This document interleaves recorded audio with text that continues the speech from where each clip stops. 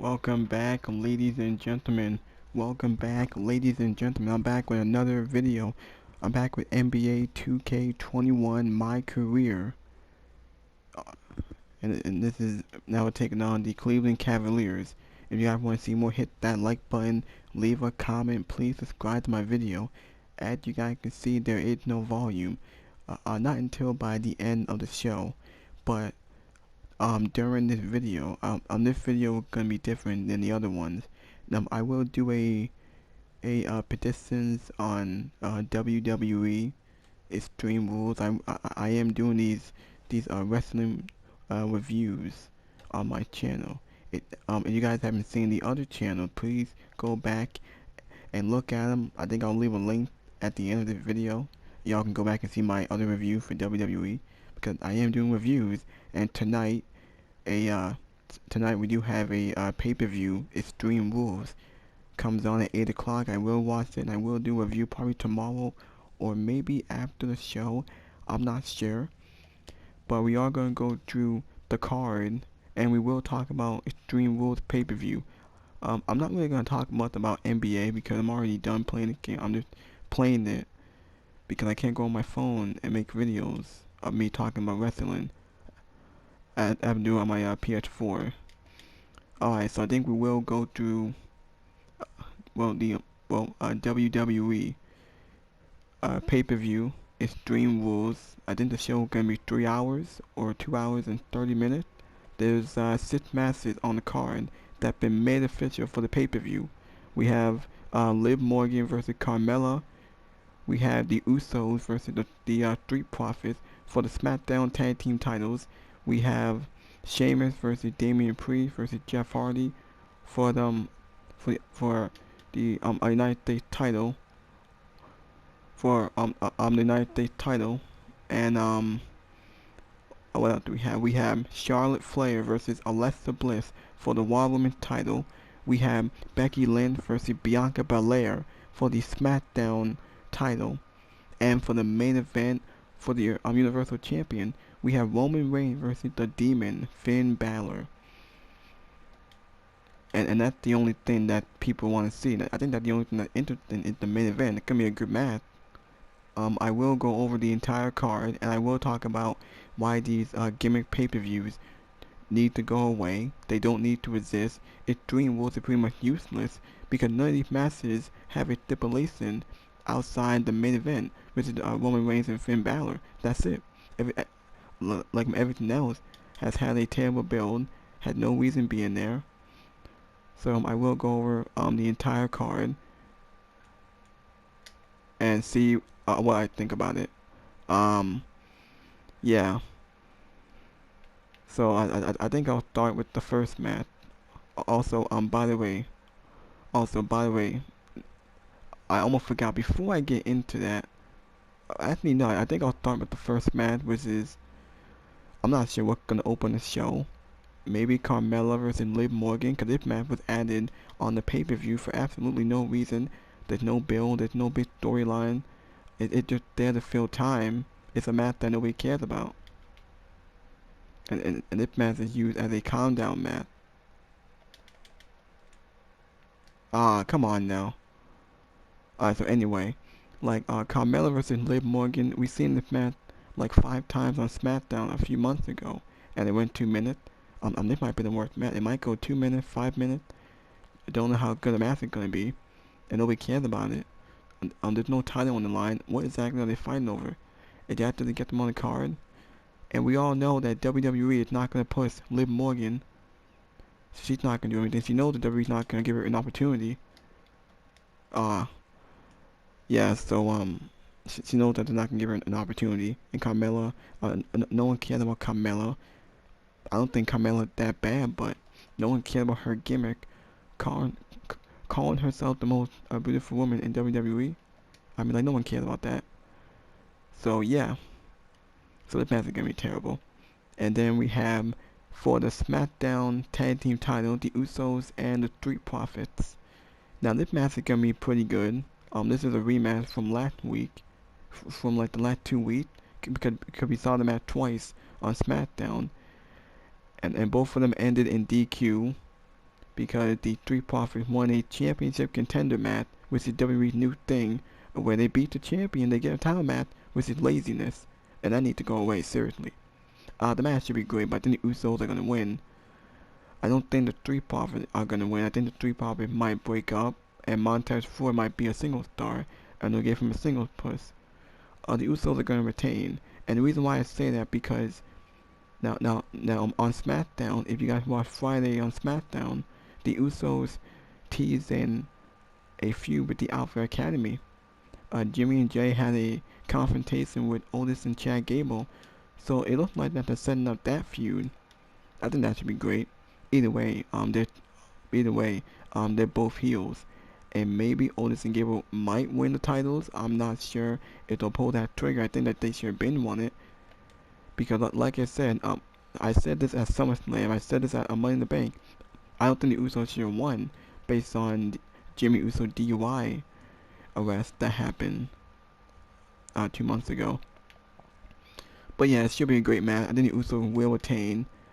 I can't see the Profits winning, facing the Alpha Academy after we've seen it. How many times on SmackDown? How many times did we saw them wrestle? There's no way that you're going to bring back that feud, and it makes no sense. I mean, the Usos have to look strong because they're in the bloodline with Roman Reigns. So yeah.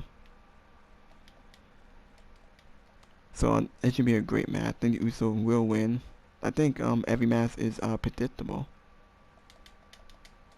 Yeah. So up next we have Charlotte Flair versus Bianca Belair for the SmackDown for the Raw Women's title. I don't care about this match. I don't care about Charlotte. I don't care about Alexa Bliss. Her gimmick is garbage. I think this match might be bad. There might be a screwy finish in this match. The build hadn't been that great, and Alexa Bliss is garbage. Her gimmick is awful. People are over it. Charlotte Flair, well, she's not gonna win. I think she's gonna retain. She's not gonna lose because she just won the title last month at SummerSlam. But I don't know if Alexa Bliss is gonna take a pinfall loss. I'm not sure if Alexa had been pinned. She's been protected for a while with this gimmick. I don't know. But anyway, the match might have a screwy finish. The feud have been mainly about a doll. It's been all about Lily. And that's it, really.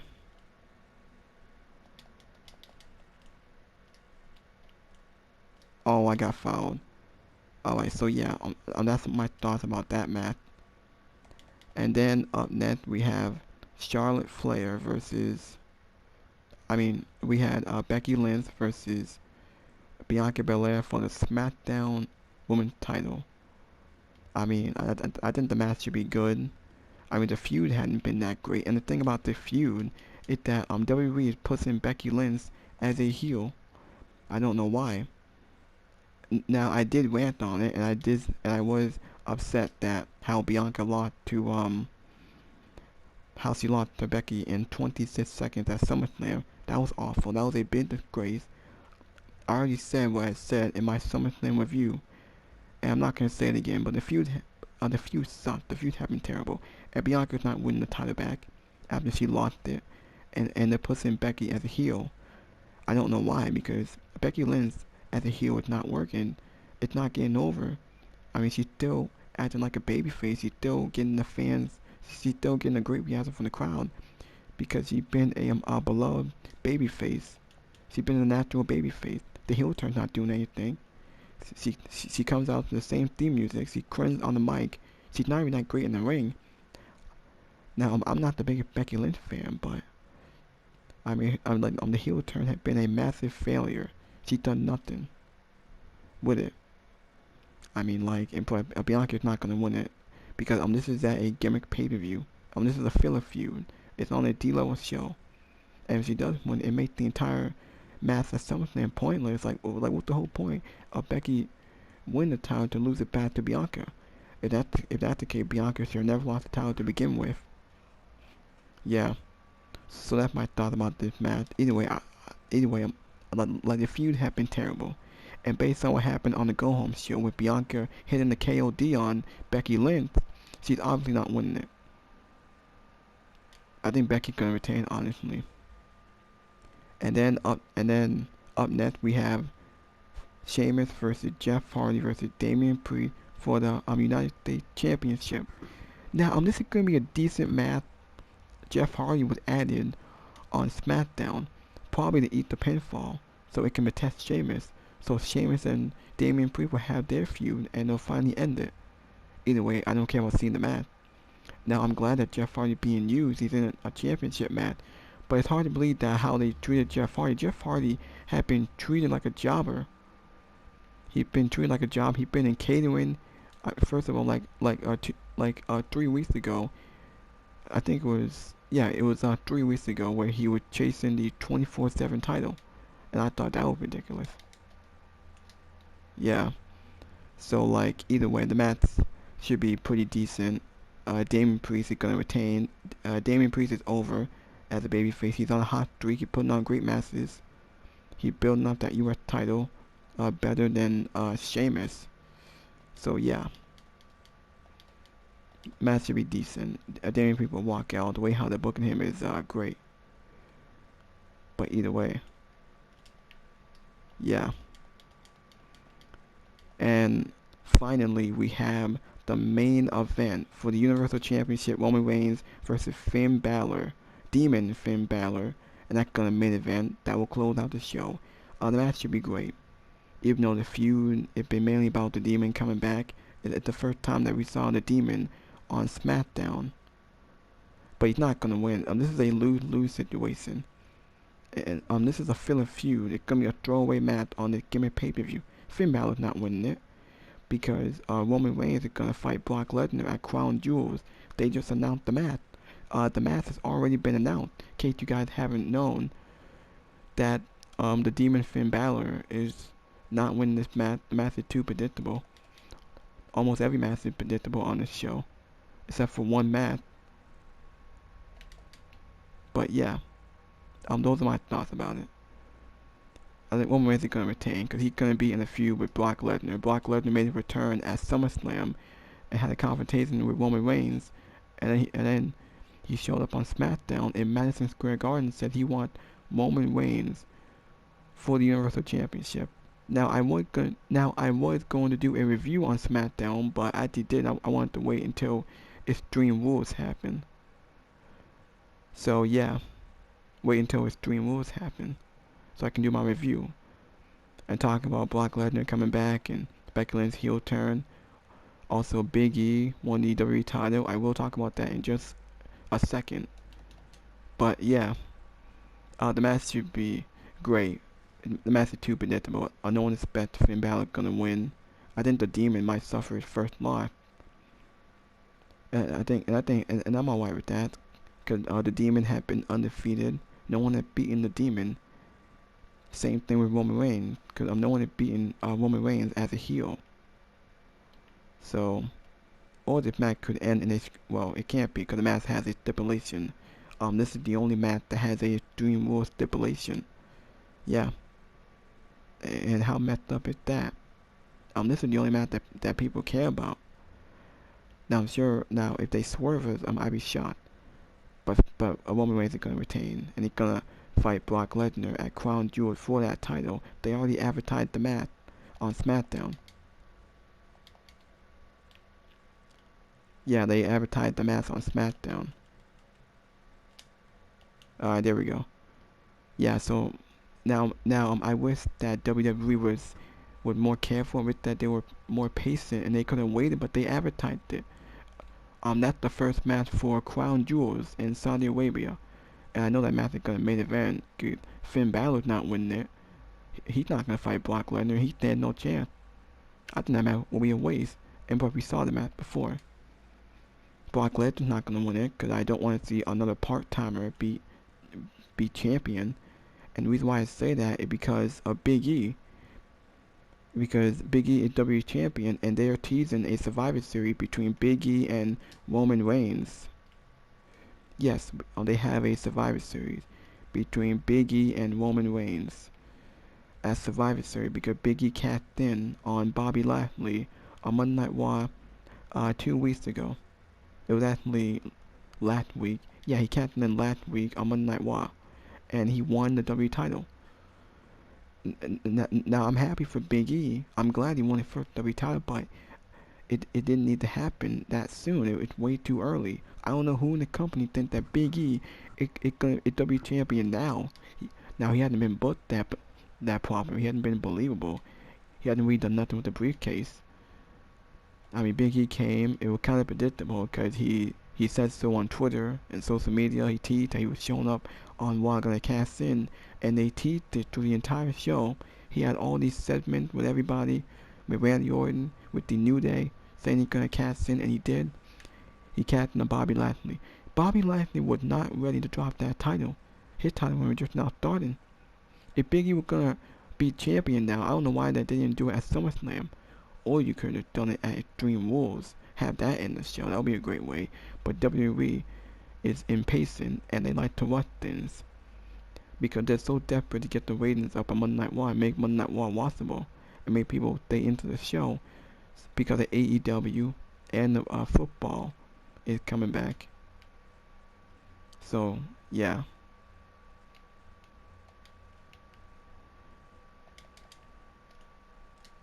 Alright. Yeah, so that's what I think about it. Now I'm happy for Big E, but it felt forced. They rushed it.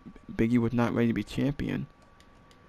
And Big E won the title, and then he shows up on SmackDown a few days later, and he teases a match with Roman Reigns. And it looked like that they're setting up a Survivor Series with Big E versus Roman Reigns. Now that's a money match, and that's a dream match that we have not seen before. And I think the match would be great, but I don't think Big E beating Roman Reigns. And Survivor Series is a nothing match. It's a nothing pay-per-view. Because like there's no big story. Like what exactly are they gonna fight over when they're both champions? Now that's something I don't understand because Survivor Series is 2 months away. Survivor Series is 2 months away. So like there's no way that Big E gonna beat Roman Reigns. It's making it way too predictable. I think it should be a great match because if you guys watch Monday Night Raw, if you guys watch a Monday Night Raw this week, you saw the Go Home show where they had the New Day versus the Bloodline in a 6-man tag. Now granted the match was great. It had a screwy finish. I don't know why they put Roman Reigns on Monday Night Raw, but like I said, well, WWE is so desperate to get the ratings back up. So they brought Roman Reigns to Raw to save the ratings. They gave away 2 pay-per-view matches on Monday Night Raw for free. They had a 6-man match, and then they had a triple threat between Roman Reigns, Bobby Lashley, and Big E. And now granted, the match was great, but it made no sense. Don't know why it happened. And it didn't do anything for Bobby Lashley or Big E, because Big E shows up on Monday Night Raw as champion for the first time and loses twice. And Roman Reigns didn't have to wrestle every week. He wrestles at house shows. He wrestled on Raw. He wrestled on SmackDown against Montez Ford. And I think Roman Reigns is now becoming too exposed, and his matches are way too predictable. Because he's not dropping it to Finn Balor. If he does, I'll be shocked, and I'll be pissed, because it makes no sense. He's not dropping it to Brock Lesnar. Brock Lesnar's not beating Roman Reigns. And he's not losing to Big E at Survivor Series. Because Roman Reigns has been the most dominating, unbeatable champion. Roman Reigns is a god. Roman Reigns is not losing until we get to Dwayne Johnson, The Rock at WrestleMania. I think we all know that's gonna happen. It's gonna be cousin versus cousin. And that's gonna be a great storyline. And a great feud. Don't know if it needs the championship, but I don't know. But anyway, I think the match should be alright. But Roman Reigns is going to be walking out, so make the match way too predictable. And one thing I will say is, if they were going to have Big E cast in this early, he should have cast in at SummerSlam. It should have been Big E versus Bobby Lashley for that championship at SummerSlam. But instead they gave it Bill Goldberg in a match that did not need to happen. Because that Bill Goldberg match was a complete waste of time. and utter embarrassment because Goldberg sucks. Goldberg had no business being in the ring. Yeah, because Goldberg had no business being in the ring. Goldberg is terrible.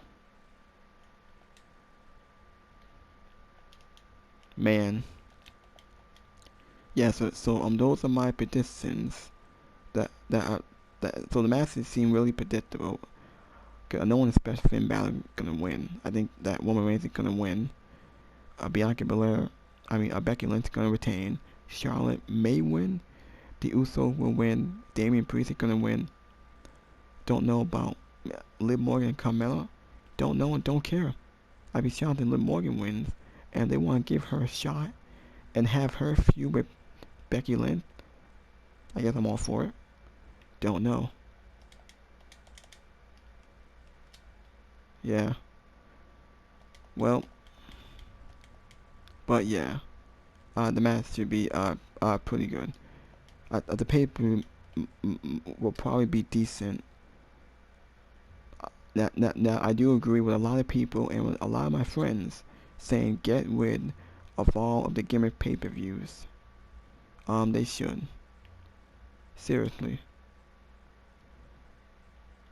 So that's what I think. Let me know what y'all think in the comment section below. What y'all think about Extreme Rules. Now, if you guys want to see more, hit that like button, leave a comment, please subscribe to my channel. This video was sponsored by all my friends, all my subscribers, by Solomon, JD from New York, Fightful Pro Wrestling, Joe Cronin, and all the other podcasters, and all my other friends. Yeah, so I guess I can focus on this game that I got. Right now we're winning. We got a nice lead so far. Against the Cavaliers. And let's hope we keep it that way. We gotta get back in the playoff hunt. The game should be decent. It's not a blowout. Okay. Alright. There we go. Scored over 20 points. Doing good so far. The field goal, I've missed a lot of shots here. Alright.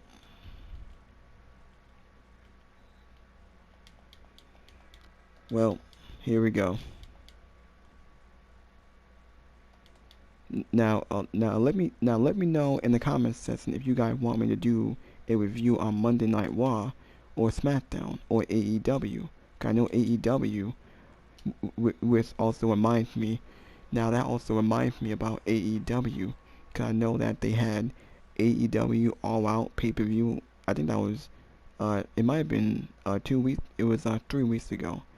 I did not do a review on it, but I will talk about the AEW about, like, what you got to think about Adam Cole, Daniel Bryan, also Ruby Riott on AEW.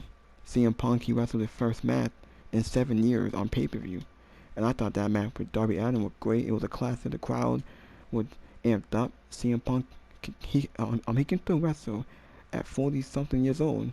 He's still great. CM Punk is a massive draw. I don't care what anyone says.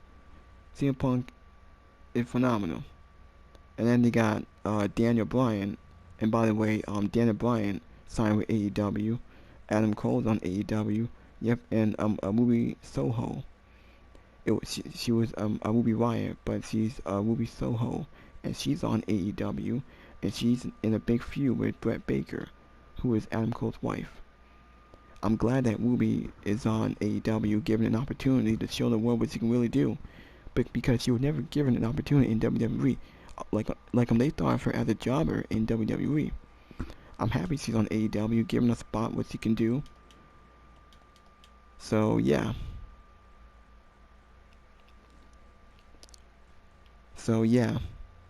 Daniel Bryan is gonna be called Bryan Danielson. That's his real name, Bryan Danielson. He gonna be called that in AEW, because I'm sure Daniel Bryan that name is owned by WWE, I think, so he can't use it. He had to use his real name Adam Cole gonna use his real name. So yeah.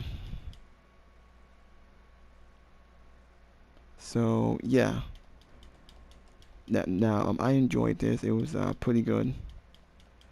I thought AEW was a great show. The Big Show wrestling. We had like Daniel Bryan, Adam Cole, and Ruby Soho, CM Punk, and AEW. CM Punk wrestled his first TV match on AEW Rampage. I saw it on Friday. Thought it was great.